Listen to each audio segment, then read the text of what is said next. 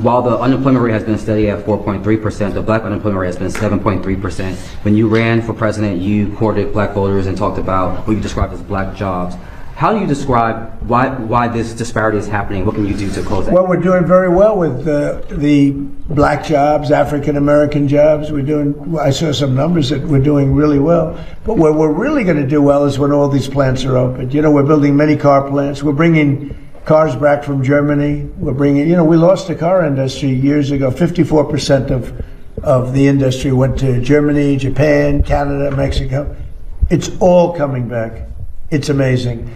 And where your black worker is really going to do well is when those factories open. So I think they're going to be great. We've been doing very well. It's been a big focus for me. Trump said that the black jobs are doing very well. People just had jobs. I didn't know there was black jobs. You know what I'm saying? I thought people just had jobs. The black jobs are doing very well. The black jobs are doing very well. I think they're doing well. Biden didn't do a good job with the black jobs. Black jobs are fantastic. Fantastic. They're amazing. We have mass incarceration. Black jobs are so perfect. They're doing such cheap labor in prisons. We got NFL. We got basketball. They're doing jumping high, running fast. And where your black worker is really going to do well is when those factories open. So black jobs are doing fantastic. Now we just got to get them back on the fields. We got to get the cotton. We got to get the sugar. We got to get it back. The black jobs are doing phenomenal. Our plan is working perfectly. Perfectly, okay? Those are the black jobs I'm talking about. I don't know what jobs you're talking about. You're talking about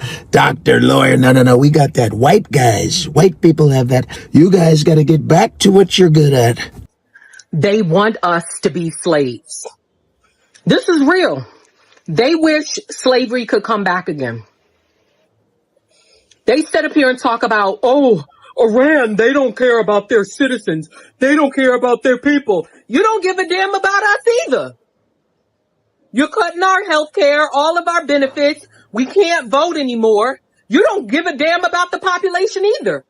You let them put all this junk and poisonous stuff in the food.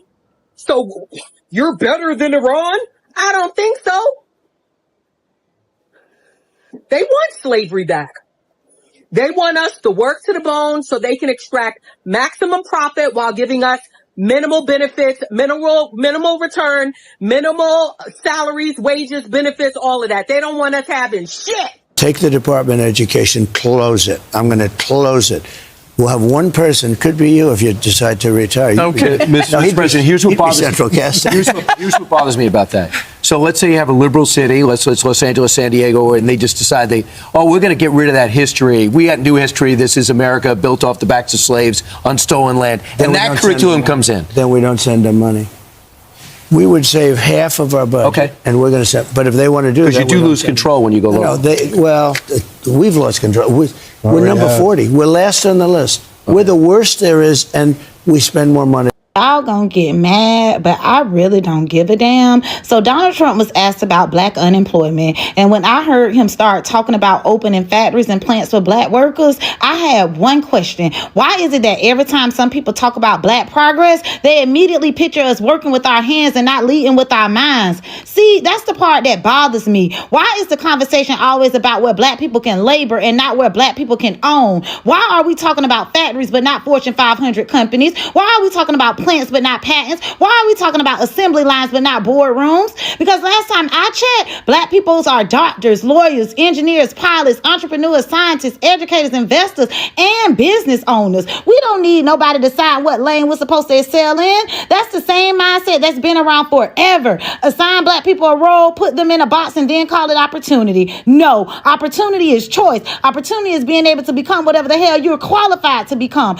And that's what gets me. The expectation for black people always seems to stop at labor instead of leadership. I don't want a future where black people are told where they fit. I want a future where black people decide for themselves. And if that makes people uncomfortable, maybe that's the conversation we should be having. Paul Mooney said it best.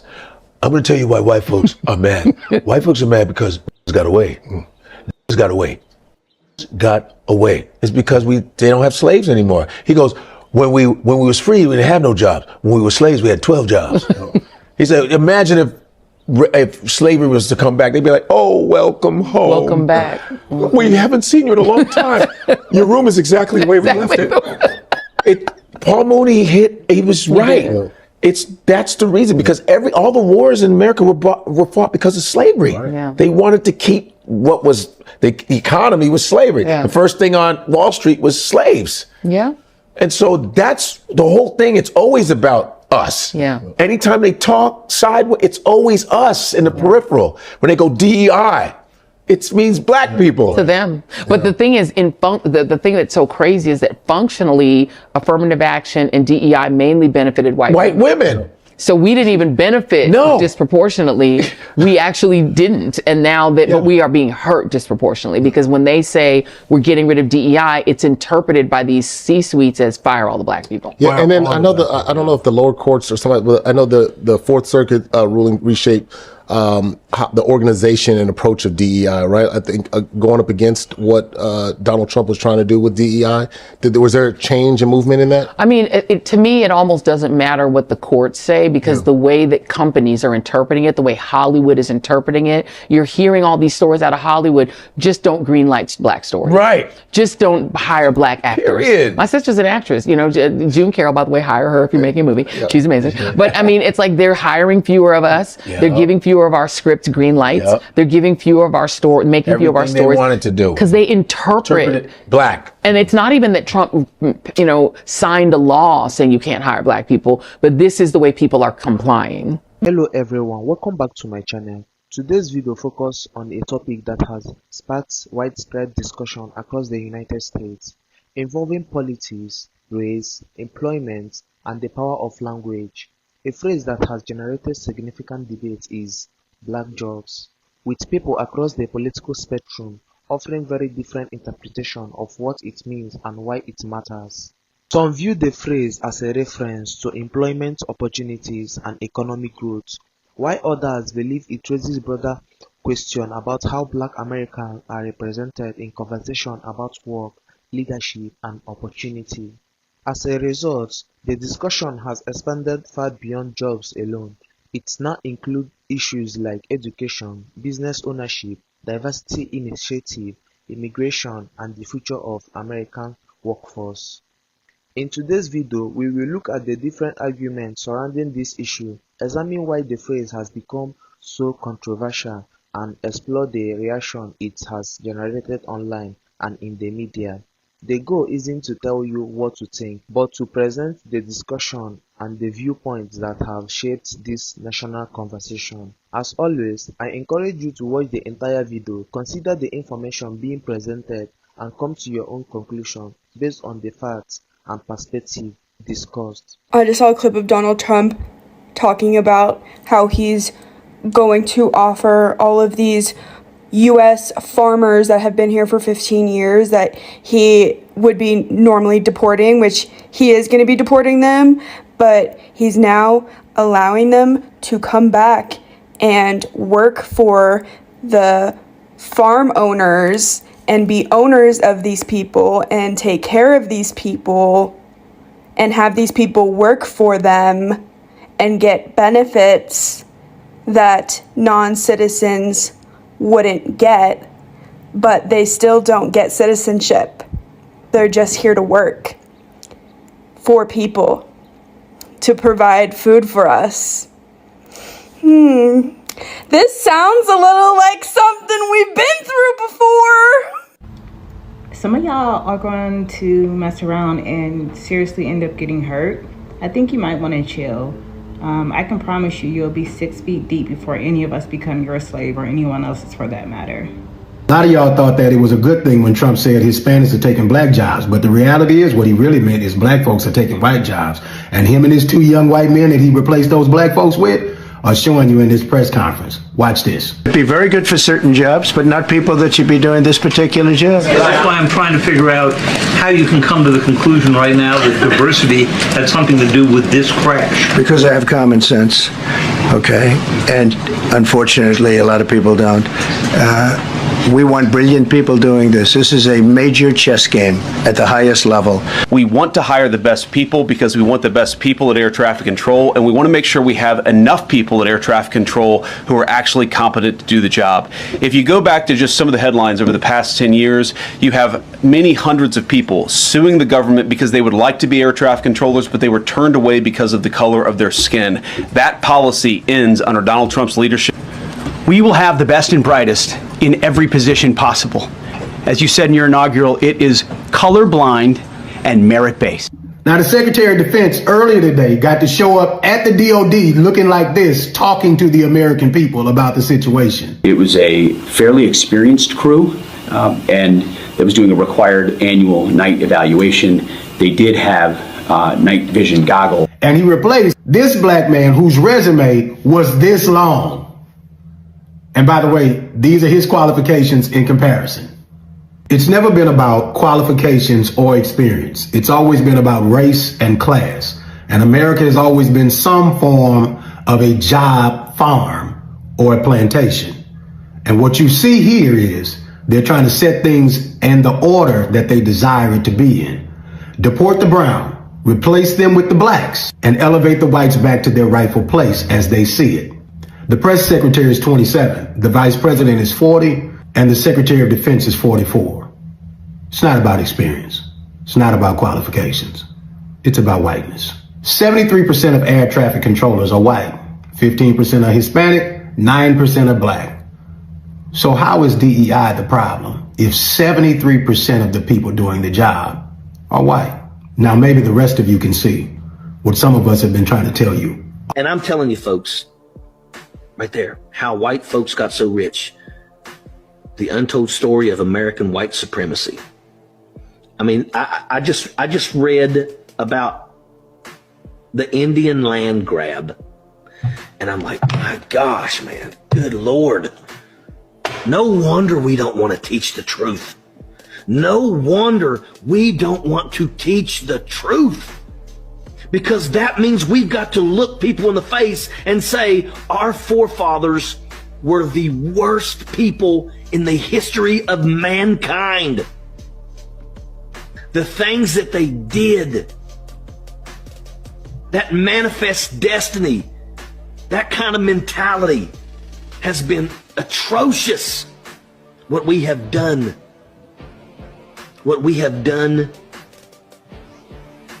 to the African Americans.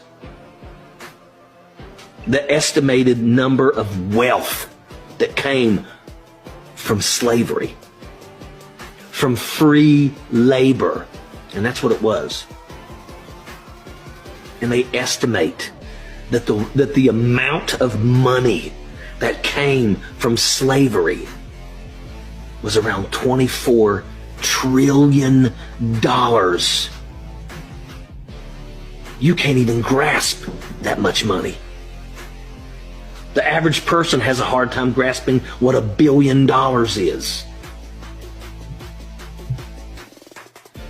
$1 trillion. Holy shit. And a lot of people don't want to admit the truth because a lot of people also are scared that what happens if we actually do have to maybe pay reparations.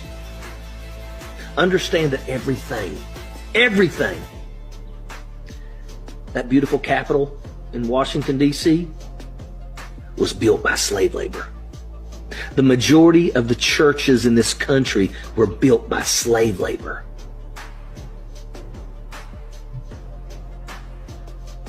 Our forefathers were lazy. And if they were smart, which they were, but the problem was they were cunning. It's sad. White America, you have to listen to me, y'all. Trump is literally doing the opposite of the justice that is needed to heal our land. And it's our fault. And not just those of us who voted for him, all of us. Because we rejected the heart cry of the black community for justice. For the justice that they are divinely due. When their heart cry arose in 2020 During the summer of George Floyd, we shut them out. We brushed them off. We did nothing. And now it's all coming full circle. $1.776 billion. 1776. The year that this nation was officially forged on the backs of African slaves. And we have refused to pay them their rightful due ever since. But, and there is a but, it's never too late to do the right thing. Slavery is back in America, and they are not even trying to hide it anymore. Trump's America in 2025 is housing migrant concentration camps, and it's about to get darker. Let me break this down for you. Trump's new camps in Florida are not just holding centers. They are a pipeline where migrants are going to start being handed out to farmers like tools. Let's just take a quick second and look at these holding centers.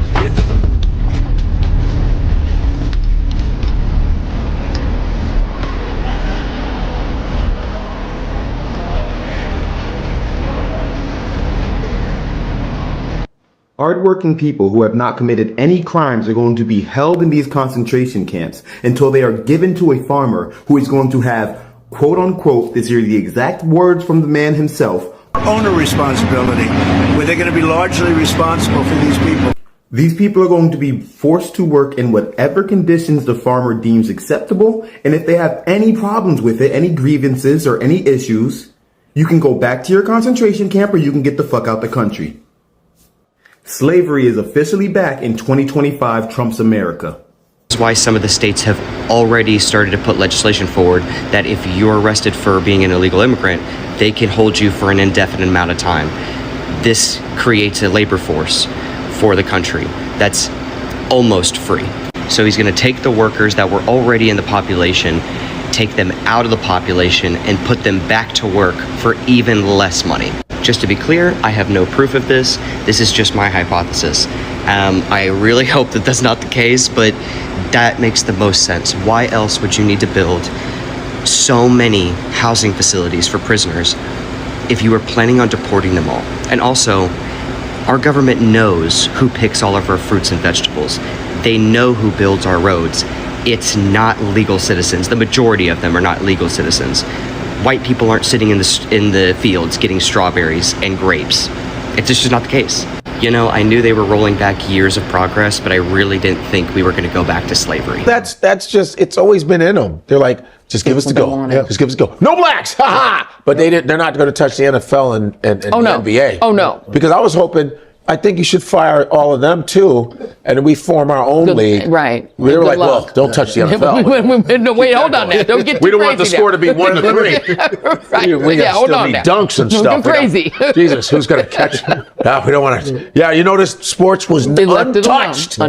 Untouched. Yeah, I know. Because I said, why don't we? How come it's still black? Why is the NFL still 70? You know what I'm saying? Because whenever they're benefiting monetarily, sexually, or whatever, that's when it's good. But if they don't see, if if we have autonomous happiness, then it's like, oh, you gotta end that. You ever see it in a restaurant when black people are by themselves happy? They go, they're making a lot of noise. They go, you are too.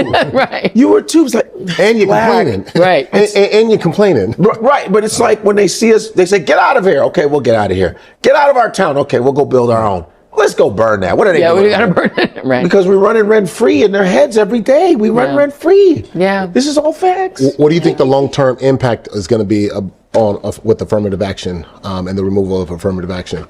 I mean, so I'll give you Harvard, for instance. Okay. The class the last affirmative action class at Harvard before the ruling went through had about 14% black, and when I went, it was 6% black. So it improved to get close to parity in our population. But it was 27% Asian. Asian Americans, Asian people are 5% of the country, but they were 27% of that incoming class. After affirmative action, those numbers are roughly the same. Same, right. The numbers of white men have gone down. Yeah. And so it hasn't worked out. And so now you're seeing the Stephen Millers of the world look at these elite universities and not see the number of white men increasing. And now they want those universities investigated. But what they're leaving out of the story is that for a generation, people like Stephen Miller, people like the late Charlie Kirk have been telling white men, don't go to college. They've been telling them it's a waste of money. It's an indoctrination factory to turn you into a liberal, to make you woke. And so white men are self-selecting out of college. And so now when you open up the opportunity to go to Harvard, the people who are prepared to go to Harvard, who are busting their ass in high school trying to get good grades, are immigrant kids who they're chasing away. You know, the international student body is plummeting. And that's what keeps these schools open, because the international students, like our parents, the government paid their bill. There was they weren't paying for it. My father got his education because the government of the Congo paid for it, then Zaire. And so when you take the kids coming from China, that full payment from the Chinese government is gone. And the American kids who need student loans, who in many cases aren't even prepared for college, you're now whittling it down and you're expecting white men to carry the burden. I mean, if I was a white guy, I'd be kind of offended. You want me to be all the pilots. You want me to be all the people in the Defense Department. You want me to do all the jobs. I got to be every job. I got to go to all the Harvards. I got to do all these things. And I've been told for a generation, don't even go to college at all. So a lot of these guys are not even prepared. So they're not even qualified. But there's a lot of qualified. A lot of them are mediocre anyway. So they weren't prepared. And so it's like they expected that this would mean that Harvard would now be like 80% white men. It isn't. The majority of college students in America are women. More white women go to college than white men. And so now when they're looking at it, they're not getting the white man bonanza. As we have come to the end of today's video, it's clear that this conversation is about much more than a single phrase. It touches on large questions about opportunity, representation, economy policy, and how political language can influence public perception. Supporters and critics of the time Black Job see it very differently.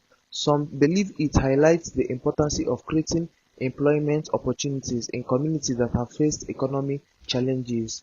Others argue that this phrase can unintentionally reinforce stereotypes or narrow the way people think about the careers and contribution of Black Americans. These different interpretations are part of what has made the topic so widely debated. The discussion also extends to broader issues, including diversity initiative, access to education, business ownership, immigration, and the changing American workforce. These are complex issues that affect millions of people and often involve competing priorities and different ideas about the best path forward.